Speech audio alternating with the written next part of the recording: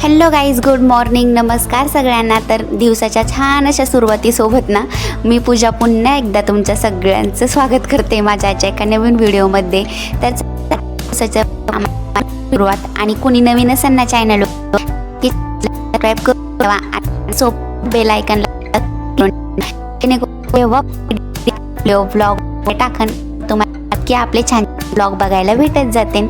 तर चला आजच्या ब्लॉगमध्ये ना मी पर्सनली एकदा म्हणजे थोडासा एक्सपिरियन्स आहे, पण खूप महत्त्व आहे आणि वाटतं आजकाल जे न्यू यूट्यूबर आहेत म्हणजे सारखंच कोणीतरी नवीन सुरू नवीन ब्लॉगिंग कोणत्या पण याच्यात असो, ब्लॉगिंग असो नाही तर आपला टॅग चॅनल असो, कोणते पण चॅनल असो, पण त्या चॅनलमध्ये ना किंवा आपल्या यूट्यूबमध्ये जे काम करत आहेत त्यांच्यासाठी खास करून जे न्यू काम करत आहेत ना त्यांच्यासाठी खूप महत्त्वाचा आहे हा व्हिडिओ।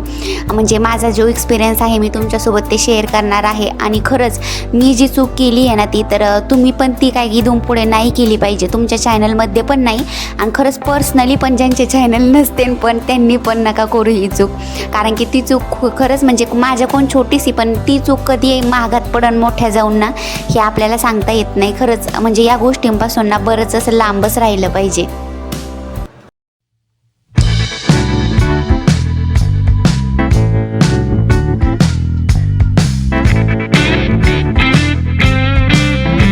तर ती काय गोष्ट आहे काय नाही ना तर ते पाहण्यासाठी नक्की आपला व्हिडिओ इथून पुढे सुद्धा कंटिन्यू करा। त्याच्या अगोदर नाही तर थोडंसं आपलं सकाळचं रुटीन मी चालू केलं आहे आणि ती तुमच्यासोबत मी तो एक्सपिरियन्स शेअर करणारच आहे। तरी माझ्याबाबत म्हणजे एवढा मोठा काय झाला नाही, थोडक्यात असं मी ते आवरलं, पण तरी पण तुम्ही सुद्धा ही चूक करू नका मोठी अशी, कारण की सांगता नाही येत, कारण की प्रत्येकजण न्यू असतं आणि ऑनलाईन जास्त करून हे आता भरपूर चाललं आहे असं काही।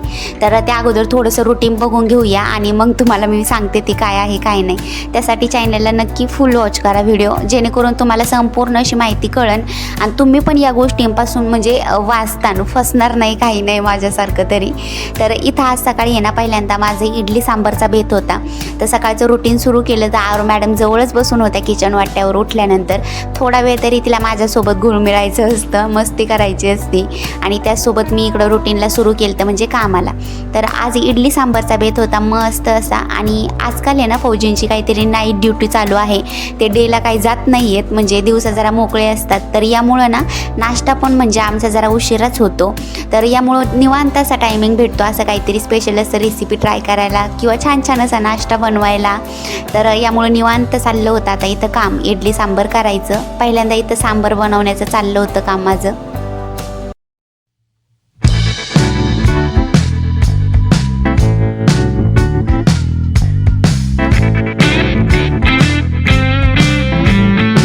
तर सगळ्यात पहिल्यांदा ना इथे शेगडीवर मस्त असं लाईट होती, म्हटलं आता पडला चांगला सांबार छान असा होईल।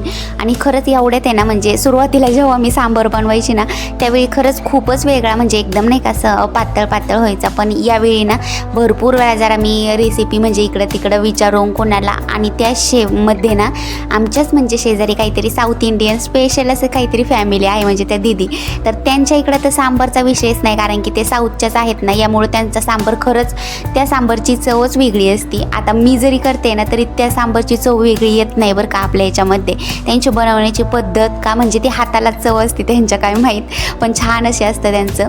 तर मी कुठंतरी प्रयत्न केला थोडाफार हे करून ना, तर बऱ्यापैकी आता खूप छान असा सांबार जमायला लागला आहे मला, एकदम घटमूट मस्त असा आणि टेस्टला पण खूप छान होतो।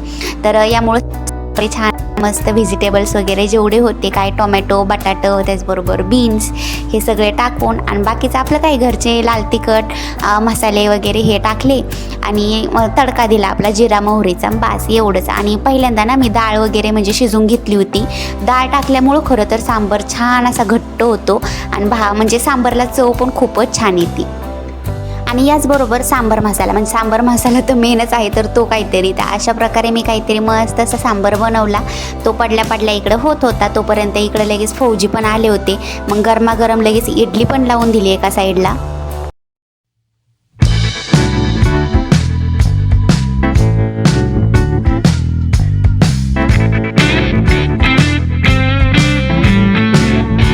तर इथं फायनली आता सांबार वगैरे मस्त असं झालता आणि त्याचं सांबारचं लुकच तुम्हाला दिसत असेल किती छान वाटतोय ना. तर ते पाहताच मला असं झालं आता मी कधी खाणार. पहिल्यांदा मला इडली सांबार नाही एवढं विशेष करून म्हणजे बिलकुलच आवडतच नव्हतं असं म्हटलं तरी जमन, पण कुठंतरी आहे ना आता थोडं थोडं करता आणि आता फौजींसोबत राहायला भेटतंय ना, म्हणजे इकडं थोडं फार असं वेगवेगळ्या ठिकाणी. तर यामुळं ना कुठंतरी अशा वेगवेगळ्या खाण्याच्या पद्धती, परत वेगवेगळं खाणं याची कुठंतरी सवय होऊन जाते आणि आता कुठंतरी आवडायला लागलं आहे मला.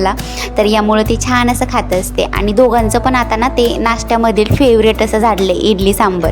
तर ते काहीतरी बनवलं आज मस्त असं. त्या अगोदर ना फौजी आले होते तर आरोला लाडू खायचा होता, तर ती पहिल्यांदा लाडू न्यायला आली आणि एक घेतला नाही तर पप्पाला पण घेऊन गेली एक तिच्या स्वतःसोबत लगेच. म्हणजे किती काळजी आहे बघा आता. तर त्यांना एक लाडू दिला मस्त असं, तर त्यांनी आणि आरोनी मिळून मस्त असा लाडू एन्जॉय केला. आणि आता इथं माझी वाट बघत होते की कधी आणते ही बाई नाश्ता आता आम्हाला खायला. तर इडली सांबारचा बेत तर झालाच होता, त्यासोबत मस्त असा गरमागरम चहा पण ठेवला होता. कारण की किती पण नाश्ता पोटभर झाला ना तर चहाशिवाय संपूर्ण नाश्ता मला अपूर्णच वाटतो, माझ्या मते तरी वाटतो. कारण की चहाशिवाय ना खरंच ती एक तलब झाल्यासारखीच वाटते मला म्हाताऱ्या माणसांवानी. म्हणजे चहा म्हणजे एकदम संपूर्ण नाश्ता कंप्लीट झाल्यासारखं वाटतो. मस्त असं घेतल्याने फ्रेश वाटतं आणि पुन्हा नवीन काम करायला एक अजून उत्साह येतो.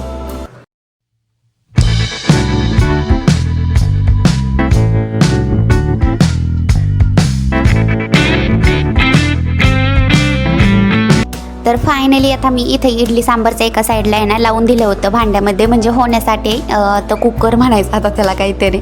तर ते काहीतरी लावून दिलं तर 10 ते 15 मिनटात ना मस्त असं इडली झाली होती छान अशी.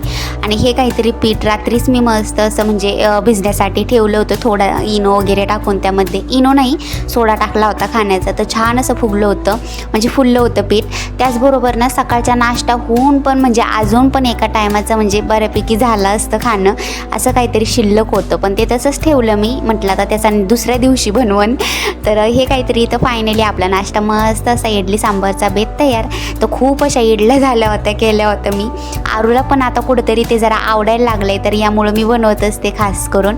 आणि इथं आता इडली त्याचबरोबर सांबार आणि चटणी काय मी करत नाही बरं का, नेहमीच करत नाही. कारण की आम्हाला दोघांना पण ना चटणी बिलकुल असं म्हणजे नाहीच्या बरोबर म्हटलं तरी जमान आवडतच नाही, यामुळं मी करत पण नाही चटणी. सांबारच आमचा फेवरेट आहे दोघांचा पण. तर इथं छान असं सांबार इडली असं मस्त असा बेत एन्जॉय केला.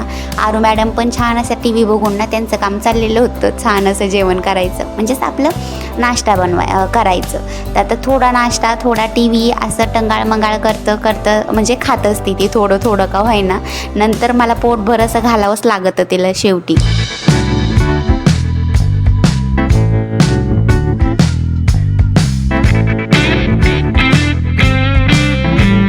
तरी ते नाश्ता वगैरे झाला आणि असं काहीतरी छान नाश्ता बनवायचा खायचा, त्यासाठी खरंच म्हणजे खूप जास्त असं एक्साइटमेंट वाटते. खायला पण खूपच टेस्टी लागतात, पण त्यानंतर जो किचनमध्ये आपला पसारा होतो ना, राडा असतो जो आपल्याला काढायचा, म्हणजेच ते भांडे एवढे मोठे घासायचे, किचन साफ करायचं, तर ते कुठंतरी आपल्या बायकांनाच माहिती मनात की किती कष्ट असतात त्यामध्ये.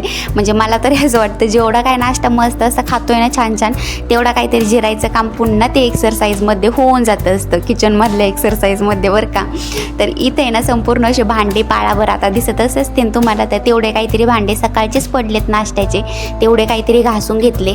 आणि सांबार तर ऑलरेडी होताच माझा शिल्लक, तर जास्तच लावला होता मी मुद्दामून आरूसाठी. आणि इथं साईडला ना लगेच भाताचा कुकर लावून दिला, जेणेकरून ती सांबार आणि भात खाऊ वाटलं तर खाऊ शकते. तर चला आता फायनली किचनमधलं ना संपूर्ण असं काम मी आवरलं, म्हणजे भांडे वगैरे घासले, किचन वाटा वगैरे साफला.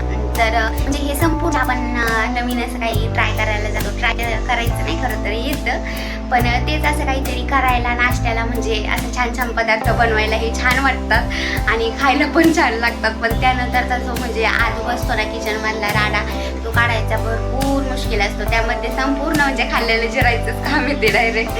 तर तेच काहीतरी होतं. चला आता मस्त असं फौजींसाठी बनवलं होतं इडली सांबार. आज छान असा नाश्ता वगैरे केला आणि आता आहे ना भात वगैरे लावून दिला आरूसाठी. सांबार तर सकाळचाच म्हणजे ऑलरेडी भरपूर शिल्लक आहे. तर चलो आता म्हणजे आता आंघोळ वगैरे केली, फ्रेश झालो मस्त असे. आता कपडे धुवायचे आवरायचे राहिलेत आणि जोपर्यंत मी किचनमधला पसारा आवरला ना, भांडे वगैरे घासले सगळं काही, तोपर्यंत आमच्या मॅडमनी इकडं पुन्हा पसारा आवरून ठेवायचं काम चालू होतं त्यांचं पण. आता बघा तुम्हीच कसा पसारा आवरलाय कसा नाही. आता अशा प्रकारे जर काम दिवसभर आवरीत राहिल्या ह्या मॅडम, तर म्हणजे मला तर काही टेन्शनच नाही राहणार ना मग कामाचं.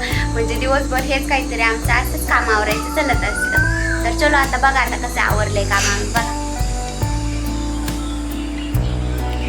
तर बघा आता हे असं काम आवरत असतो आम्ही काहीतरी, आहे की नाही आरू?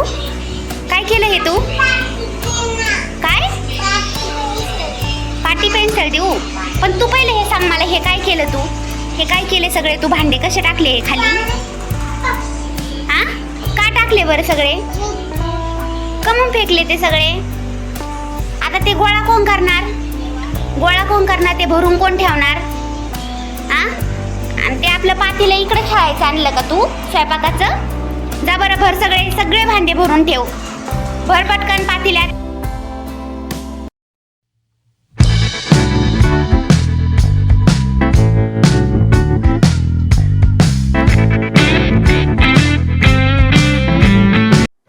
तर चला आता फायनली, तर तुम्ही बघितलंच असं ना आमचा पसारा घरभर एवढा काहीतरी पसारा पडतो. आणि असं कुठेतरी ब्लॉग वगैरे शूट करायचं म्हटलं की तिला असं मध्ये मध्ये यावं लागतं. हिरोईनवाणी मध्ये असा रॅम्प वॉक थोडाफार करावाच लागतो आमच्या मॅडमला. तर चला आता फायनली आमचे काहीतरी नखरे राहू द्या बाजूला, तर तिचं काहीतरी असंच मध्ये आधी चालूच असतं. फायनली इथं संपूर्ण असं काम आवरल्यानंतर ना मी म्हणजे अवतार मेकअप वगैरे नीट केला काहीतरी थोडाफार. सगळं काम आवरल्यानंतर बरं वाटतं केल्यानंतर. तर चला आता म्हणजे इथं आरू मॅडमचे नखरे चाललेलेच होते. व्हिडिओ वगैरे काही चालू असला ना आणि कॅमेऱ्याच्या मध्ये मध्ये येऊन नाही दिलं तिला, तर असा काहीतरी राग येतो तिला.